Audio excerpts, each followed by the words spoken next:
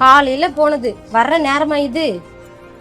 இப்படி ஒரு புள்ள இருக்கானு கொஞ்சமாவது நினைப்பு இருக்கா? எங்க கூப்பிட்டு போனாலும் நானே கூப்பிட்டு போகணும், நானே கூப்பிட்டு வரணும்.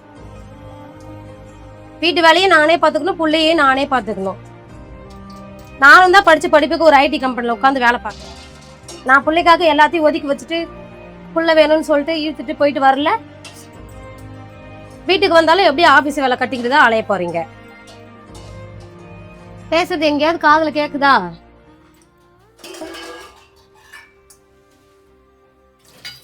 தெரப்பிக்கு எங்க கூப்பிட்டு போனாலும் நானே கூப்பிட்டு போகணும், நானே கூப்பிட்டு வரணும்.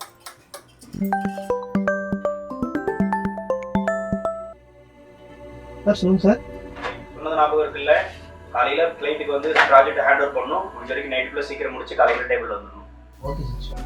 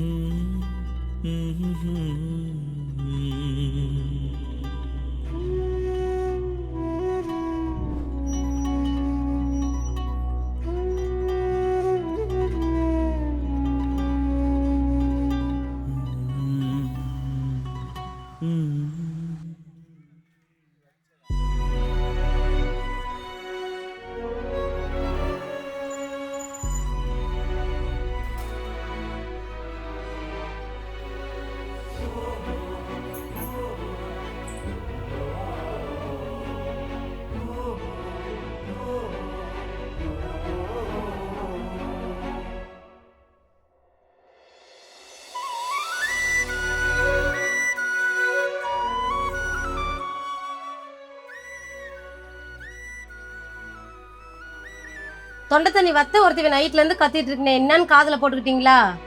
அவ்வளவுதான், காலையிலே கிளம்பியாச்சு. வேலைன்னு வேலைக்கு போறதுக்கு வேலையே கட்டிக்கிட்டு அலைய வேண்டியது தானே. இதுக்கு எதுக்கு எங்களை கட்டிக்கணும்? புள்ள மேல அக்கறை இருந்தா காதுல விழும். உங்களுக்கு வேலை மேல எல்லாம் அக்கறை இருக்கு.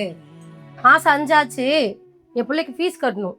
அதையாவது ஒழுங்கா செய்யுங்க. என் பிள்ளைய பாத்துக்க, எனக்கு தெரியும். இங்கே தந்தையாக இருக்கிறதே மிகப்பெரிய சவால் தான்.